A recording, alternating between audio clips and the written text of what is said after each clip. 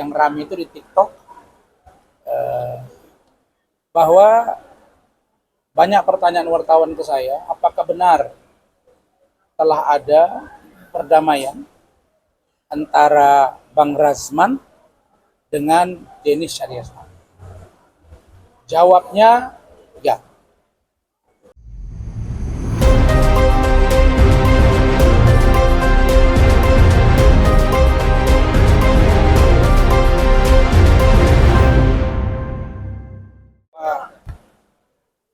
Uang pelan nanti bicara juga. Oke bang, boleh bang. Tahanan buka. Baik. Baik. Oke. Foto dulu sekali, foto dulu sekali.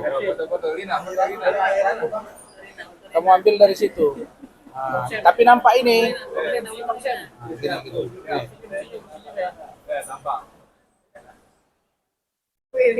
Dari sini, oke. Satu lagi sana. Nampak wartawannya, nampak wartawannya. Nampak ininya. 1, 2, 3, lagi 1, 2. Oke. Baik, assalamualaikum warahmatullahi wabarakatuh. Hamdan wa syukurillah, salatan wassalamu ala rasulillah. Selamat siang teman-teman media cetak dan elektronik, online, televisi, surat kabar yang saya hormati.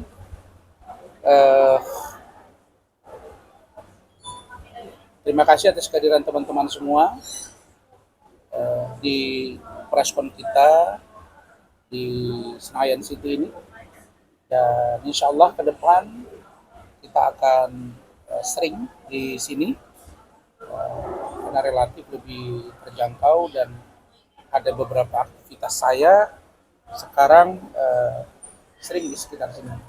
Meskipun nanti kita juga akan ke kantor untuk pembahasan pada preskon-preskon yang saya anggap penting untuk di kantor. Saya perkenalkan, di sebelah kanan saya Bapak Lantaha. Beliau ini adalah seorang pengusaha dan kepala perwakilan Ranlofom di Sulawesi Tengah, tepatnya di Palu.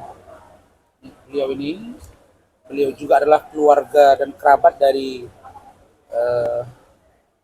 salah satu pejabat penting di Provinsi Nusa Tenggara Barat, Sulawesi Tengah, dan hari ini sedang ada kegiatan di Jakarta. Satu orang lagi tadi sahabat saya, Pak Hartono, karena beliau sedang sakit, maka tidak bisa hadir bersama kita. Kemudian Bu Ade Suryani, yang sudah tidak asing lagi bagi teman-teman media yang saya hormati. Saudara-saudara, pertama saya ingin menyampaikan bahwa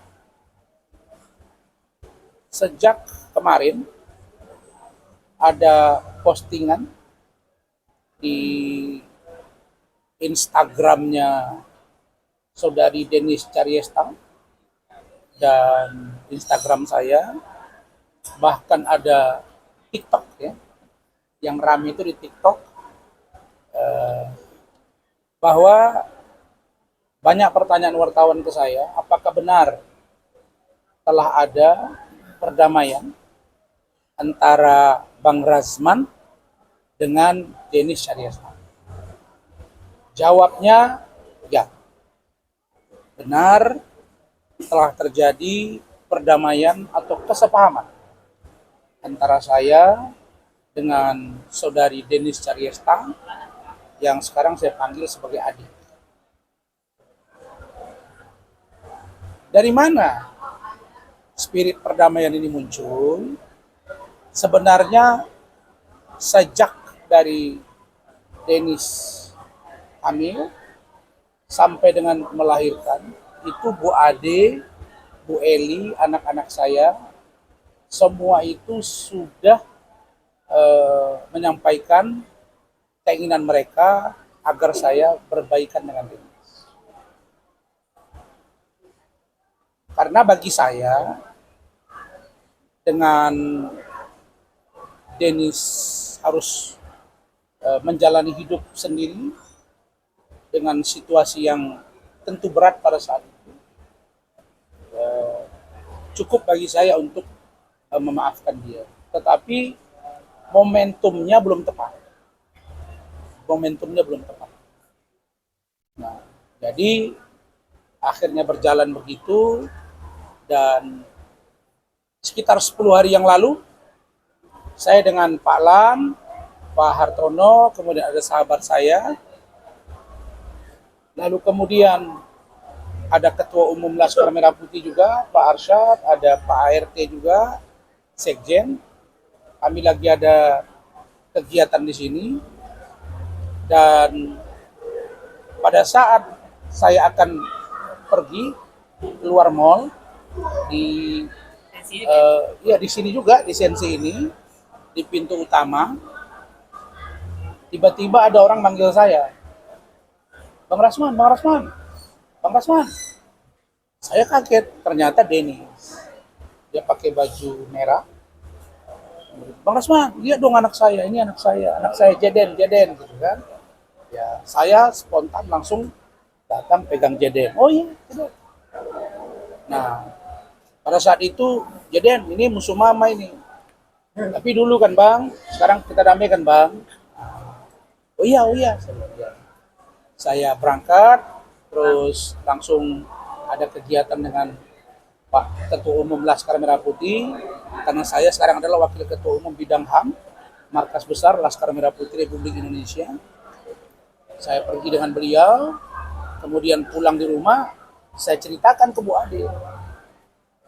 Saya ceritakan bahwa, nih saya bilang, saya tadi ketemu Denis, kaget lagi. Ya, ada apa? Ya, saya jelasin.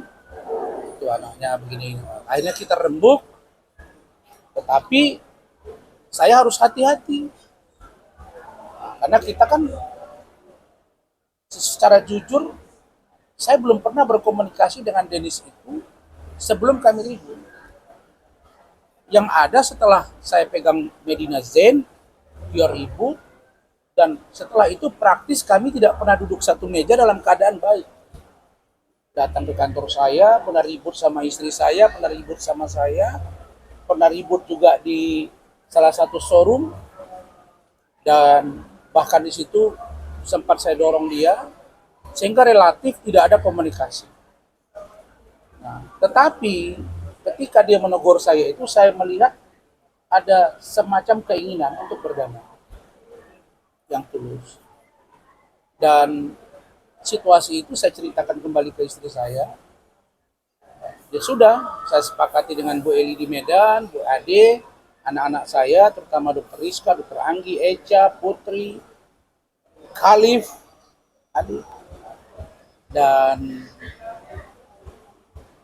besoknya, karena dia bilang, Bang, datang ya ke ulang tahun Jeden. Yang kedua, dia kirimlah ke saya undangan tanggal 15 November, ulang tahun Jeden yang kedua. Dan saya diskusikan. Nah, kemudian setelah itu saya lihat, oh ternyata nomor kontak dia dengan saya tidak saling blok. Nomor saya dia tidak blok, nomor dia tidak juga saya blok. Nah, kemudian bertelepon, terus saya tanya, saya bilang, Denis, kemarin saya ketemu kamu. Ya Bang, saya ketemu dengan sama ada anak kamu. Sekarang kita ini gimana? Mau teruskah kita ribut, perang, atau kita berdamai? Udahlah Bang, damai aja lah Bang. Ya sudah, kalau begitu kita damai, kan gak enak juga ribut. Terus saya udah punya anak juga, iya saya juga nggak nyaman. Atau juga saya juga merasa bahwa nggak baik bermusuhan. Akhirnya kami sepakati Sabtu ketemu di sini. Tempatnya di sini, di dalam. Pak Lan ini ada di situ dengan Pak Hartono, betul ya? Nah, kami di sini. Ternyata setelah ketemu dengan Denis itu cair. Baru saya lihat, oh ternyata orangnya asyik gitu ya. Artinya 3,5 tahun perseteruan kami itu, dalam waktu seketika kok kayaknya jiwanya sama jiwa saya sama ya. keras, Gacor sih, gacor. gacor, kemudian dengan serta-merta kita melupakan apa yang terjadi kegaduhan antara kami, dan akhirnya di sebuah surat dikonsep oleh Rahmat. Hari itu juga print satu surat perdamaian antara saya dengan dia, mencabut laporan saya di Polda Sumut, laporan dia di Polda Metro, kemudian tidak boleh lagi saling menyampaikan informasi yang negatif, baik saya ke dia, baik dia ke saya, baik Rasman ke Denis, baik Denis ke Rasman. Itu langsung ditandatangani plus cap jempol. Kenapa? Karena bagi saya ini menjadi sebuah bukti bahwa Rasman itu tidak pendendam. Tidak pendendam. Jadi bagi siapapun di luar yang mungkin merasa ada masalah dengan saya, sepanjang bisa kita duduk, monggo. Tidak masalah. Karena dalam teori yang saya baca, bahwa memaafkan orang yang salah itu biasa. Tapi memaafkan orang yang tidak bersalah itu luar biasa. Apa maksudnya? Kita merasa kita tidak bersalah.